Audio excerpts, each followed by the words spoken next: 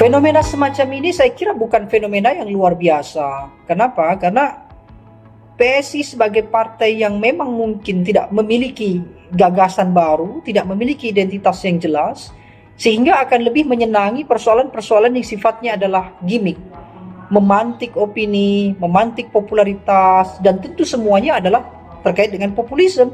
Bukan soal bahwa mereka punya nilai dasar yang harus diperjuangkan, bukan karena PSI punya gagasan substansial yang harus ditawarkan.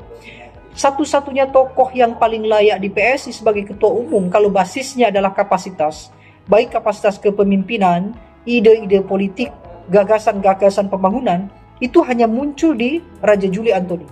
Kenapa? Raja Juli Antoni punya catatan yang jelas, aktivis, intelektual, secara akademik bagus, secara pengalaman organisasi juga kaya.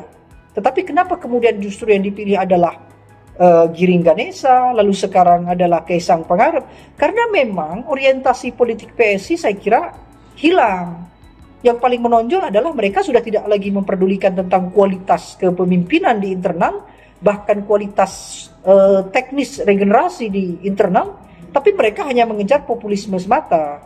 Popularitas meningkat, akses terhadap kekuasaan dekat. Nah, itu kemudian dianggap mendorong PSI untuk bisa eksis di 2024. Jadi situasi ini jelas tidak banyak mempengaruhi partai-partai besar. Ini hanya akan berpengaruh di PSI semata, bahwa PSI memerlukan sokongan yang cukup kuat agar mereka tidak tenggelam dalam kontestasi di 2024. Karena kalau kita lihat dari data survei termasuk yang dilakukan oleh Indonesia Political Opinion, PSI punya potensi tidak lolos di 2024. Posisinya bahkan lebih kecil dibandingkan dengan perolehan suara di 2019. Berbeda dengan partai baru lainnya, misalnya adalah Perindo.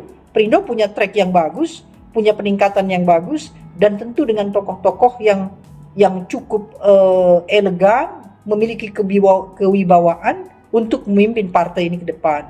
PSI sejauh ini belum menerapkan aspek-aspek yang demikian itu.